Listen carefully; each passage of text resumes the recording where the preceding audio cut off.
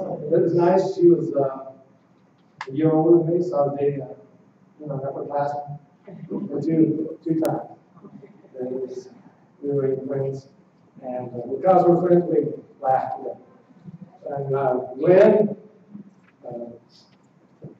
was very encouraging and very instrumental in my life, and he's been there for me. So, your home church is your home church, and because of the Hopedale Church, I decided to be a minister. The last thing I wanted to be, but I'm glad I finally gave in. So, Gene and Lois McGee, Lois was here just, about 2 months ago, 2.5 months ago? About 6 weeks. And then I was in touch with them. I was going to see them July 4th down in Tennessee, but I didn't get a chance to get away from them. I have a full-time job besides the ministry, so keeps me pretty busy. So 7 days a week, and keeps me out of trouble. I need to be busy. But I do want to get down and see Lois and Sue Ann and her other member. I appreciate you guys. I appreciate your prayers as we go do the things we're going to be doing. I do want to talk about Haiti. I have been invited to go to, I met a lot of people from all over the world where I work. It's an automotive, and we have lots of people come from Vietnam, from Africa, from Russia, China, France, all over the world, South America. That's why I want to learn all these different languages, because with Spanish, I'll be able to talk to people, most of America now, and of course Mexico and South America. And with French, you can talk to most of everybody in Africa in French or English, besides their native tongue. Well, they were either a British colony or a French colony. So if I learn French, then I can go to the whole continent of Africa. I have Muslims that invite me to their country, and give me a chance to even talk to people about becoming Christians. I have lots of Muslim friends, so I'm not worried about that yet. But when I met the people from Rwanda, I wanted to learn their language. They said, "Man, you speak our language just like we speak it. People won't have any accent barrier because I talk like they do." Sometimes that's not always good. If I go to a drive-through and someone on the other end takes your order and they got no accent, I probably don't realize it. So, yeah. It'd be kind of funny. I've never had a bad yet. I don't do it on purpose. It's one of those quirks I have. So, it is interesting. But anyway, because of David invited me to go to Rwanda for a month to the leadership conference and revival, the prisons and HIV camps. So I'm looking forward to that. I need your prayers for that as well. They don't have Muslim problems there. They all get along very well. Not that much. Muslims aren't as numerous as they are in other countries. So but they do get along very well. That's a good thing. So I do want to talk to you about Haiti. That's great. I'd like to go over there and live. But my wife won't even go visit once for a day. She promised she would go if I'd take her in the morning and get her out in the dark. She said if I didn't get her out in the dark, there'd be a water spout between Haiti and Miami.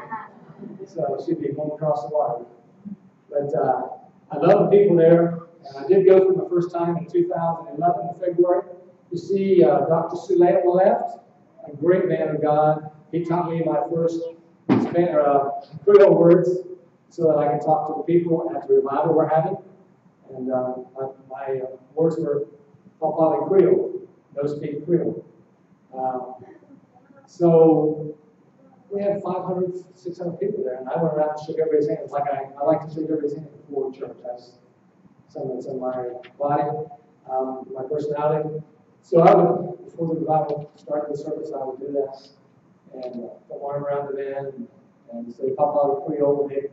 We smile. The little ladies that just do that too, achieve a little bit, and shake their hand too. So just making an effort. I was the only one out of 18 people that went around with people, but that meant a lot. And the same thing happens in here. We'll talk about that another time here, but it's important that we touch people's lives. You ladies need to learn to do this stuff right here. All the ladies in Haiti do that. I don't ever see men doing this, just the women. They get trained. That's the important principle of the Catholic. Notice by the wall there, you see all that trash, and that's the way it looks all through Port-au-Prince, the Catholic. From the time you leave the airport to the time you get out of the city, which takes about an hour, it smells like a garbage dump. It's bad. And this breaks your heart. Breaks your heart to see all that. But they need someone to care. This is after the earthquake that they had in 2010, and those things were just tilted. Those are mausoleums, by the way. They never really straightened those out. They have bodies back in there. There's another mausoleum. So kind of dark picture I see. Okay, go ahead. Before I went, my wife and I prayed for about a year for a mission that I could go with. And when I went, I wanted to be able to do quite a few things. I wanted us to make sure we had a medical clinic. I want to make sure we had a school. I want to make sure we did projects, building projects. I want to make sure we had the spiritual part of it, through VBSs and revival and seminars. We do all that. I want to take food. We do that. I want to take clothes. I just want to do the whole gamut.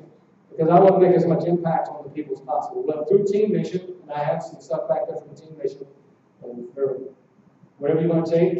There was one brochure, it's 2012. And there's another one back there, but just like when Katrina came through, the storms that come through now, and the floods, we send teams down there. North Carolina, Louisiana, Arizona, wherever there's a problem. Team Mission is very good about getting a team together. Teams, you need it, and they go and take care of it. So I haven't been able to do that part since I'm also working somewhere else. But if I can get to where I'm able to just be in mission work, I want to do that as well. But, we used to do all these things down in Haiti, and we'll show you some of the stuff there. Now, go back one slide, if you would. These are sisters. The little girl on the left at this age is 16. That's her baby. She was helping in our mission compound. So I tried to talk to Zita every time chance I got, but I didn't speak any except Papa Creole. I don't speak Creole, and she couldn't speak any English. And the word for hello in Creole is hello. If I say hello, we Americans kind of sloppy. She wouldn't understand what I was saying. I had to say it precise. And still today, I have to say things pretty much precise for her. But now I can do that, so we have a good conversation on the phone. But I started helping her because she was 16, had her baby. She was living with her sister and her brother-in-law. And he thought since she lived with him or them that he had privileges. And that's exactly it. I couldn't take it.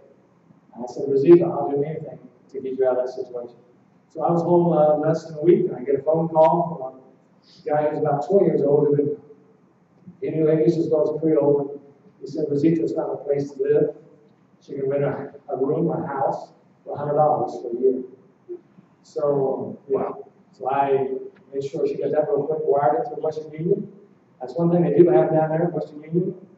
And I bought that young man a motorcycle so he could make the runs to get the money in the back and give it to the people and help them too. So we can make sure we're taking care of needs. Now, I get in trouble when I go to Haiti with our mission people and with the lady who lives down there because I do this stuff. I'm not supposed to be doing anything. But if somebody asks me to feed a baby, what are you supposed to say? I want you to become a Christian. I want you to give your life to the Lord. If the Lord loves you, then I'm not going to feed your baby. How successful are you going to be if you don't care about the baby? So I do it. I hear about it. I hear about it. But as the song says, or the movie, I think maybe you've seen the thing on TV, I'd rather stand with God and be judged by men than stand with men and be judged by God. So I'm going to stand before Him on the day of judgments, and I don't want Him to say, maybe you had a chance to feed that child, if you'd done that, you could have won this lady, this whole family, over it. So I'm doing anything and everything I can to do my part. So people there understand you can't help everybody, and they know that you're helping as many people as you can, and they appreciate that. But I always tell the people I do help, I see something about planning it back. I say, don't ever think about that. I want you to pay forward. You get your feet on the ground, then you can help other people get what they need. So they're very conscious of that. they're mindful. They talk to me about that all the time, of helping other people. So that's why we stuck it out. Anyway, so that's Rosita's baby, Janisa. She's much taller. You'll see her in a little bit. Her sister, by the way, these two ladies are, I didn't mean for this to happen. I didn't know it was going to happen. But they're daughters of a voodoo priest. So before I left Haiti, and Rosita was on the left there, I said, Rosita, I'm doing everything I can to help you now. I am your grandfather, and your baby is my great-granddaughter. I'm her great-grandfather. I want her to understand. I told that to the interpreter. Now, I don't know exactly what the interpreter said or how she understood that. But I want her to know that there were no ulterior motives, that there was no selfishness and no thoughts of anything. It was wrong. So, I did tell her, when I come back, I want to meet your parents. And when I talked to the young man on the phone, I talked to Rosita on the phone, I told them I love them. I always told them. And I wanted them to know I wasn't going to leave them or forget them. I wasn't going to promise things up here or say I was going to do something and not follow through. I wanted them to know I was going to stick right in it. That's what we've done. So I get back there, Mom and Dad show up. They walk 7 hours over mountains to come meet me. And so we get down to the room, the house. All the houses down there in one room. And they call it their house. They put a chair in the middle, they put me in the middle, and they put me in a chair. And then a young man, interpreting for us, said, what did you mean when you told Rosita you loved her? I said, I told you I loved you, and I told her I loved her. Well, I was using the wrong word for both of them. I was not using the common word, I was using the love word. So I didn't know that. I thought I had it right, but I had it 180 degrees wrong. But I said, well, I'm married, I got 3 children, I've got 11 grandchildren. They start to laugh and smile. And, they realized then for sure that they didn't know me from Adam. You know, it took a while. Now we go back to the same village every time we go. So now they know us, they know me. People, I meet people in the market, and they have a market day, and they know us. So they wanted to. I go to the house, so she could live there. Bought a bed, tables and chairs, which is a plastic kind like we use outside to sit in, and there's plastic. Sometimes they collapse on you, they're not real sturdy. That's what they have. Well, there's plastic is not even as sturdy as ours. So it's a cheaper grade. And dishes, pots and pans, so she'd be successful and make it, and I have to go back to the sister's house and the brother. So we need to stop that for a minute. We're getting ahead of it. You're trying to rush me, aren't you? No. I know, there we go. So when they get ready to, they want to become Christians, but down in here, you can't become a Christian if you're in a relationship with somebody or have somebody in your house, or you got a baby together until you get married. Then you become a Christian. I don't buy into that 100%. The Holy Spirit helps us in our lives. But the whole village pretty much practiced that, I guess. So we talked to them about getting married, and they were wanting to get married anyway. So the lady there had a dress. She had a beautiful wedding dress. You can see also the halo like she has with the on her head. Her husband got a suit. We had the wedding. I was the best man, and that was the lady from Kentucky. She was the best. She was the matron of honor. So we helped with the cake. I'm really a parent to these two now. They live together. You'll see their house a little bit. So we did the wedding, and then go ahead. All right, there they are. Sean's on the left, her husband, and Rosita's on the right.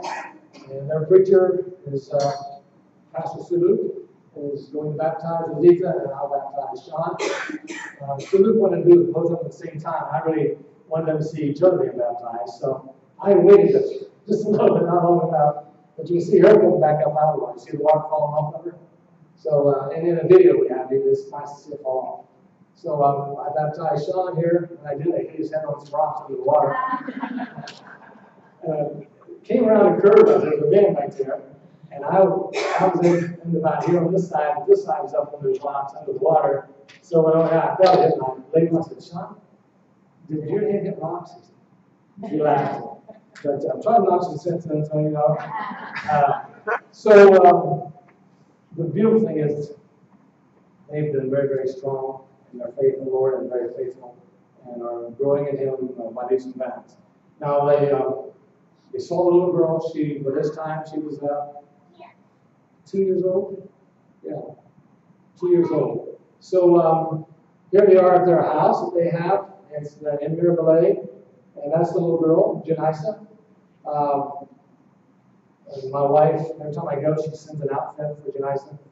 So there's an American outfit on Janisa. She loves the clothes that she gets from us, the shoes and all, and staying on a chair there.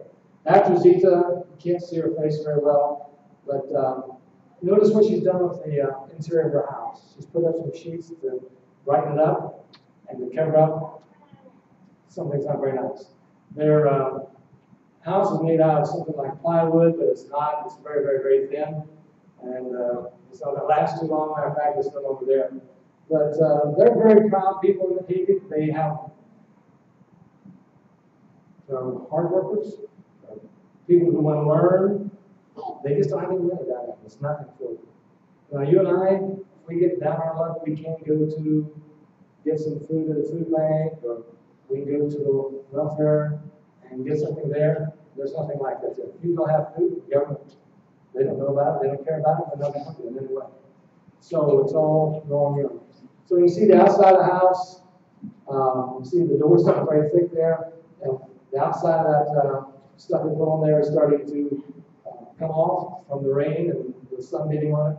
There's how they, there's their closet right there, hanging stuff up on the hangers they have. They got a couple things down there that they are putting on the floor. You see it's very open, a lot of spaces for water to get in as well as air. So I want you to see that. I happened to stay with them a year ago in February, and I got there a couple days early. I went down before the rest of the team, so I could go stay with them. And they gave me their bed. They took the floor. I said, "You guys stay in the bed." There was only enough room for one person on the floor. Well, right where they were sleeping, we got some rain and started dripping on them. So I said, "Do you have any pots or pans?" And she said, "Yes." So luckily they had handles on them. So I took my shoelaces out, my shoes, my tennis shoes, and put it around the roofing. Through all the corrugated roof there. So it's up. I put my shoelaces in there, we tied up cotton water so they didn't get soaked. And they still laid on the floor, which is just concrete. And the rough concrete. I mean, it's like it's took an ice cream scooper and just dipped it continuously through the floor there. So it was, I mean, we're talking that deep.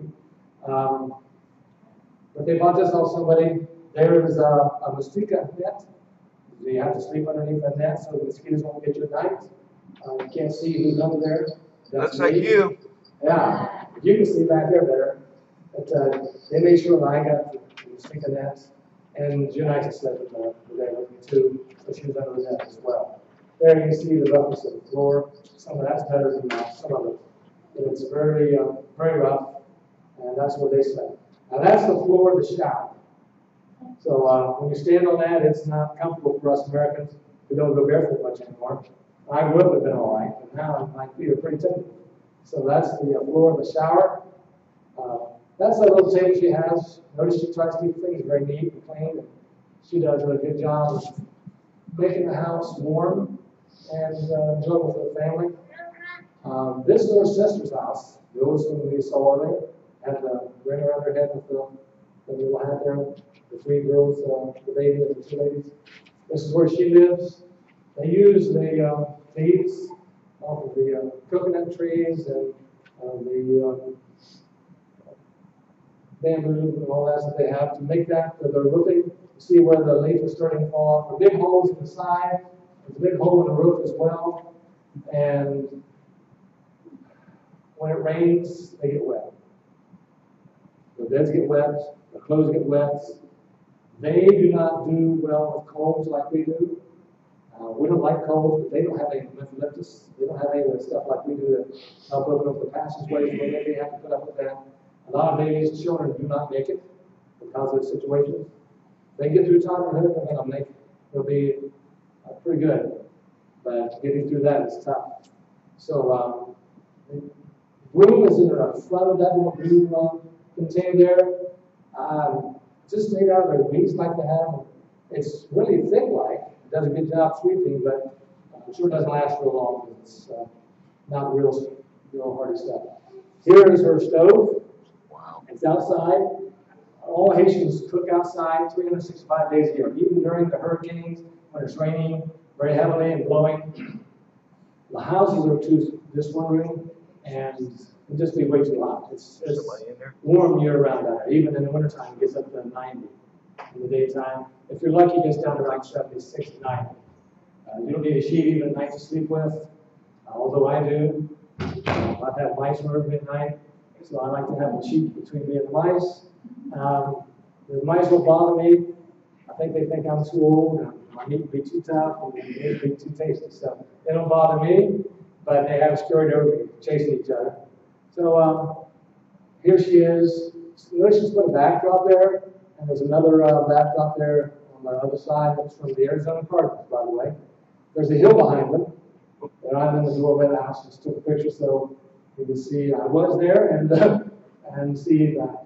Okay, that's not a gravesite. My granddaughter was like, "Papa, is that a grave there?" I said, "No." They put rocks there, and she put some flowers in the middle of it, which are artificial, just to dress it up, make it a little better.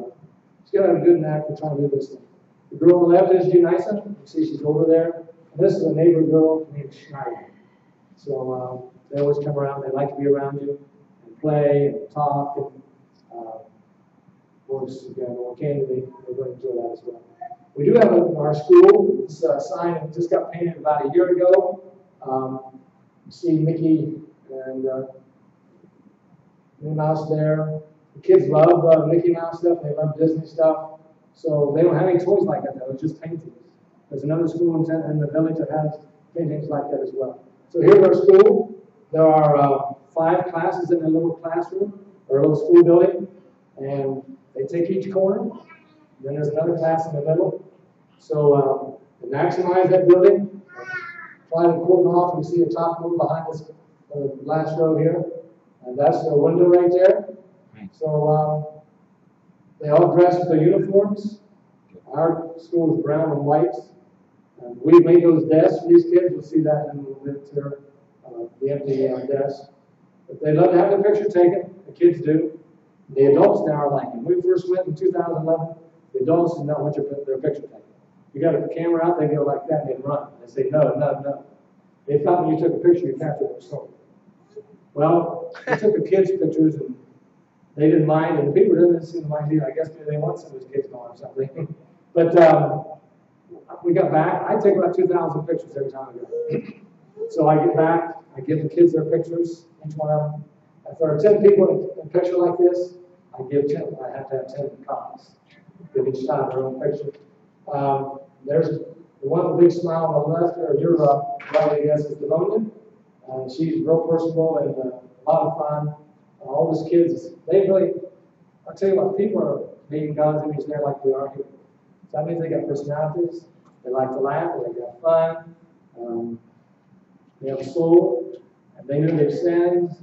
And, so we just treat them. I tease them. As soon as I meet them, I start teasing them. They start smiling, and they tease back. If they just pick up on it. I guess my humor is so childish, anybody can pick up on it. But there's our school building. You see the flagpole, it was right up there. You can see the flagpole bit. We take little ones in, preschool, up through, and everybody has to pay for every day they go to class. Now, you don't pay each day, but you pay for the year. They're paying $13, but that's $103 Haitian money. And most of those kids don't have it. So we have a free school. We pay the teacher salaries, we take the books, we take the papers, pencils. Yvonne is in the middle. She's the one that's from that village. And that's a nephew version on the right with the white shirt there. The ones with the green shirts are the teachers. Mackenzie's a teacher too, but he was sort of overlooking the school at that time. So there are the desks that we've made. They just caught in together. Those desks are less than 6 inches wide. That board goes across them. So you take an 8.5 by 9 piece of paper. It's not easy for them, but they don't complain, they don't cry, they don't get upset. They're just glad to have them.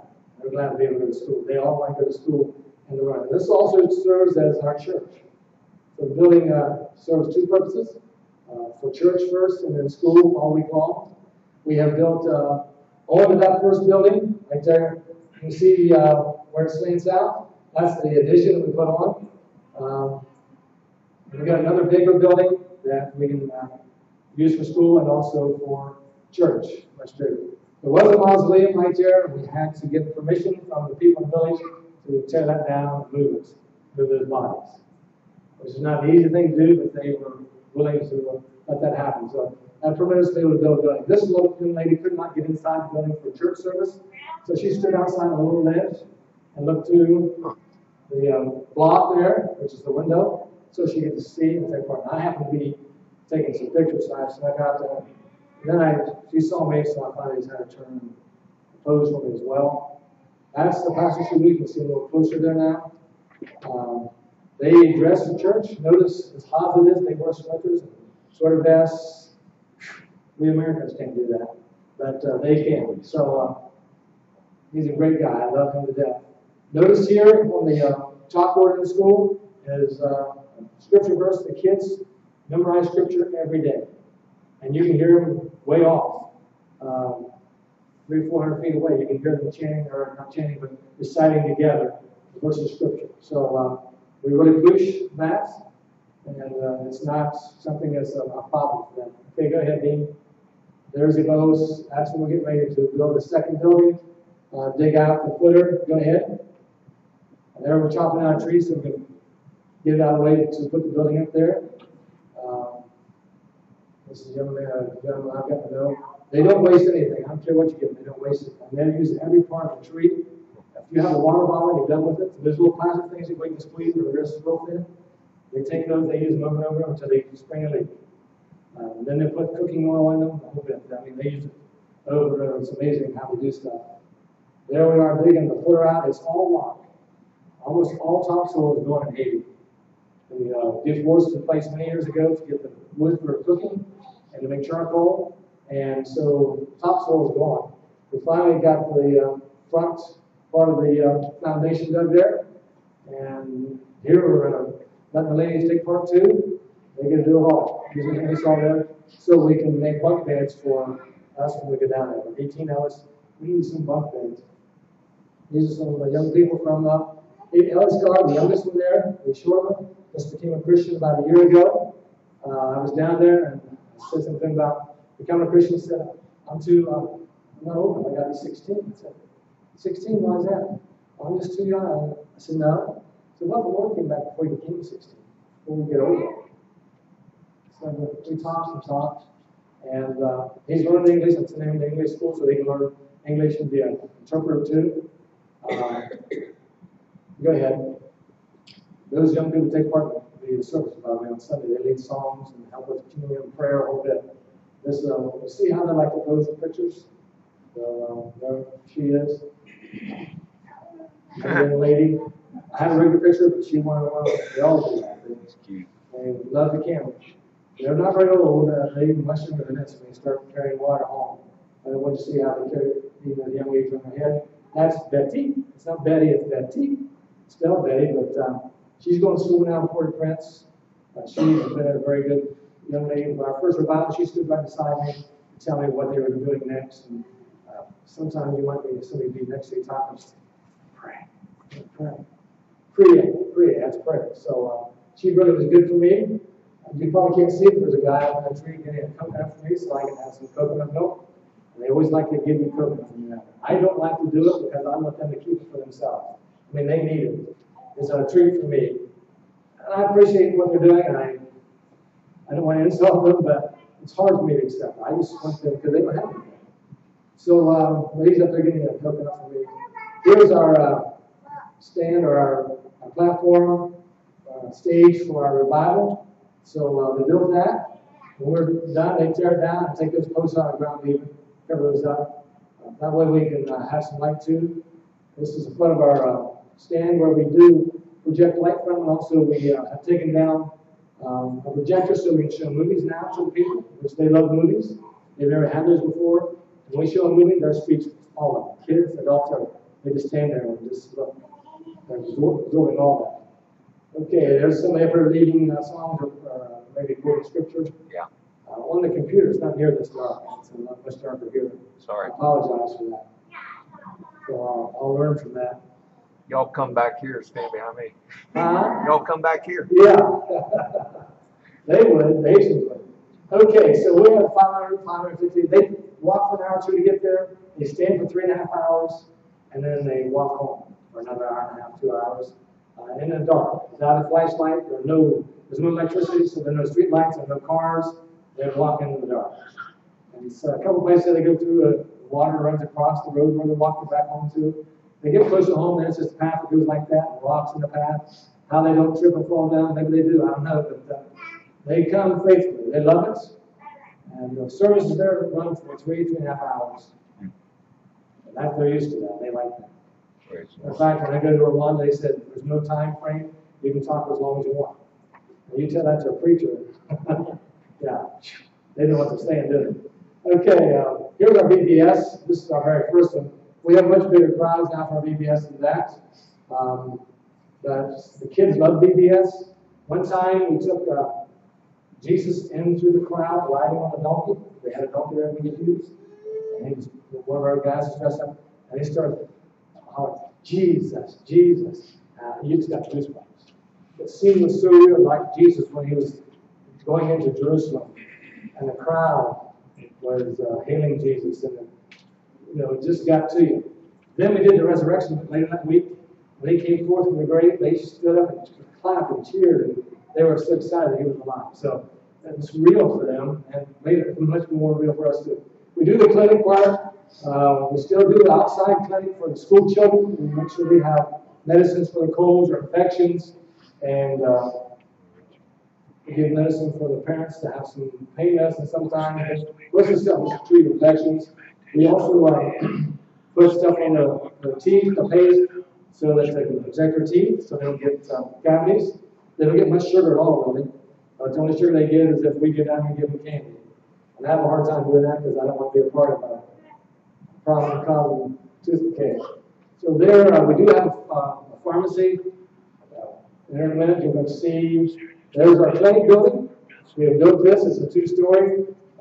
We hire teachers for the school. Now we have a doctor for the clinic. We have a nurse that we hire for the clinic. And we have a lab technician. So we can take people's blood, we can test their urine, see what kind of bacteria they have, what kind of germs, and we can get the right medications to treat them and get them well. So just like a doctor here might try to hit and miss, sometimes it doesn't work. So now we can help them. You can't see that either. There's 2 right there, but there are 2 rainbows there. It's a double rainbow. And down there, the next picture I think might show another. They're really bright. They don't have the pollution that we have here, so they're just bright colors. Now in our mission, we make these boxes of food ourselves. We get the rice, the beans. We put in a cup of vitamins, and also put in about a cup of powdered gravy, chicken gravy. So when we cook their food, they cook their food. It has taste to it. It's not just rice and beans. So there you can see them putting the paste on the kids' teeth at their outdoor clinic. There's going on. They leave that on about 15 minutes, and they rinse it off. They look forward to this. It's like anybody else going to the dentist, so they're not excited about all the work goes on, but they do want to have good teeth, so they're willing to go through all that. There we're using spoons to count out the pills, and they're going to be given for a prescription for somebody like Evos, who is a nurse in Haiti. She cannot be a full licensed nurse in America, but in Haiti she is. So we give out toothbrushes to all the kids in the schools, make sure they can continue to brush their teeth. There she's writing out the prescription, letting them know how often they need to take it, how many, and for how long. So, okay, look at the lady pulling she's a nurse here in America. She's like me when I feed a baby. My mouth works more than the baby's does. So. Okay, there are people waiting in line, the adults, to go through the clinic there. Go ahead, Blue. These ladies are waiting to go through the clinic. Notice all the smiles there. What do you got? They were stone-faced that first time we did it. Now you go back and get ready to take a picture, they smile. And the people, since they realized we took pictures of the kids, we went back and took pictures back, and the kids were the same from after we took their picture till we got back and have been ever since. Now they don't smile in pictures. So these people start smiling now. There's another getting her blood pressure taken. We have found people with bad blood pressure, also heart problems. We sent people to the doctor. We sent people to the hospital with cancer. So we are able to get things earlier on now and help people, and they appreciate it. We're the only clinic in the village now, so all the voodoo people and everybody there has come to us, and that says a lot. Now, one reason I want to build buildings and do all this stuff is so we can minister to people who were not favorable towards Christianity or thought of us as strangers, outsiders. Now the buildings are there all the time we're gone. They use them, and so it's really a blessing, and we're opening up our opportunity to teach people and reach people to Jesus Christ. So this lady, and you probably saw a picture right here before, she was walking up the road, and I asked her if I could photo, and she smiled, and she stopped, let me take a picture. And I said, well, I want to get up close, so I get a facial picture, and you can see her face. And then when I was done, she walked off. And I walked off another direction. And it didn't hit me for about 6 months. Why didn't I help her carry the water? I wanted a picture so I could come back home and show people what they go through. I want to help them, but I should help them with the water too. Now, she has a picture of this, by the way. I made sure we got photos as well. She wasn't upset about any of that. You see here, the kids make their own toys. This is really what that was made out of, like this right here. Same wood, and they just found a lid and 5-gallon bucket. And that's what they use for the banjo, where they run on the ground like that. The kids have no toys whatsoever. No dolls, no nothing. So they just play in the dirt. Like you can see them running on the ground.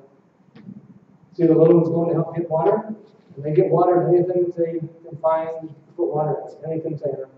They're going. You see the outfits they have usually don't fit them. Too big normally. Sometimes they're a little snug, too small. Okay, go ahead, Dean. Here it is in one house. These people don't belong to the church. In fact, I think he is a part of the voodoo, because the person that is part of voodoo, they usually have a flag. Now, flags don't have to be identical. They just put up a piece of material, and people know that they're part of voodoo. Okay, go ahead. And there you can see a sawmill using a real saw, hand saw. Go ahead, Dean. We're going to run through these a little faster now. That young lady was right behind the church. She died just for a second visit there. She passed away. But she was a member of the church. Okay, there's another picture. Go ahead. That's Janisa again, and that's Wheatley, who was, I support her to go to school. She's a mother now. There's a young lady standing on her bench, after the foundation, looking into the window. And there was what we go through, baptisms. Right there. Go ahead.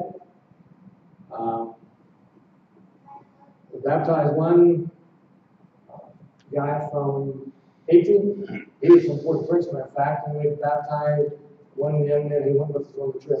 We did take down a portable baptistry. It's from the ARM Ministries, the American Rehabilitation Ministries. I'm talking fast. ARM Ministries, which Joe Garland has had. He takes those to the prisons here in America. So they're just 2 feet wide, 2 feet deep, and 6 feet long. So it doesn't take a lot of water. We take our truck, get water down to a creek, and then we come back and fill it up real quick and do our baptisms there. Go ahead. So that's Sean, who wants to be a preacher now.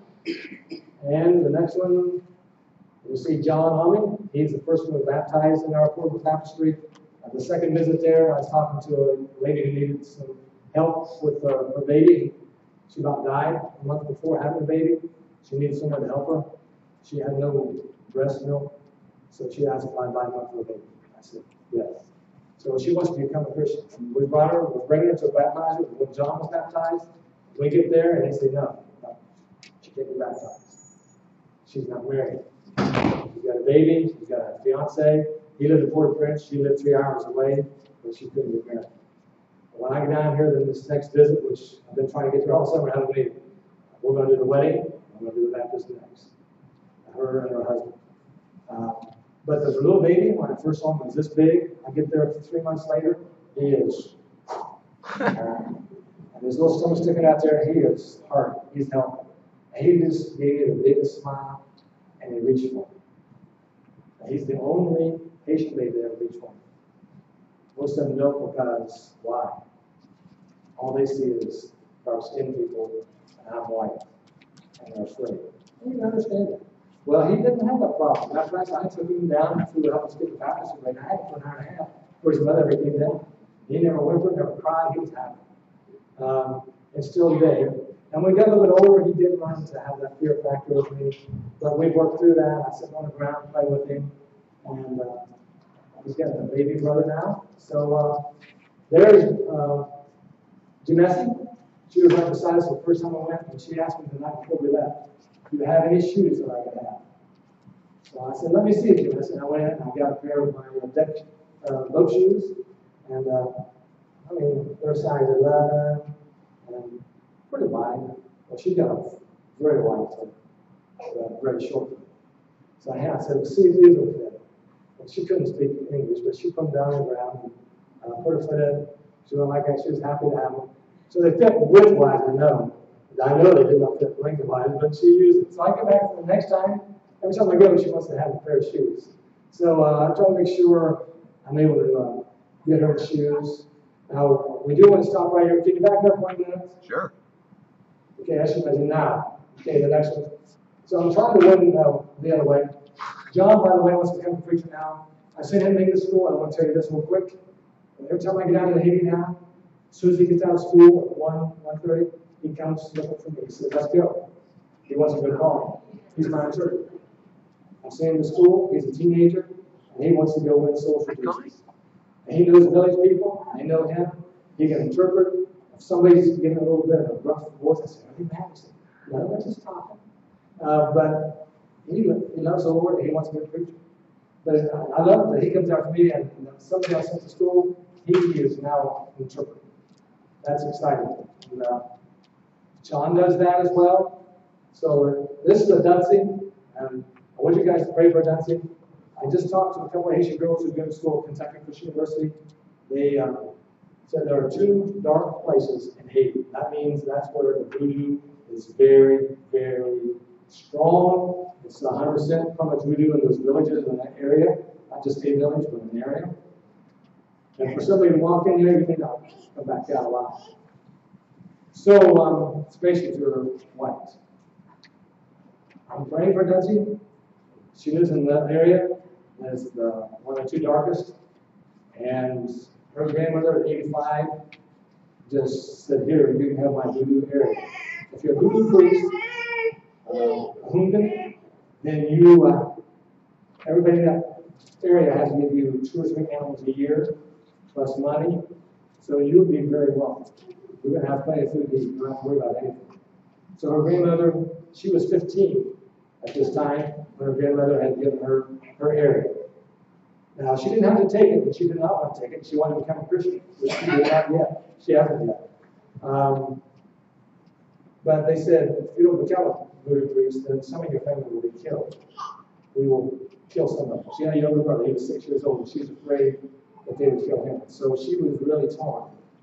And when our first revival there, she lived in her second time for our revival. She used to live with the most. She was just in a train. I mean, she was dealing with this.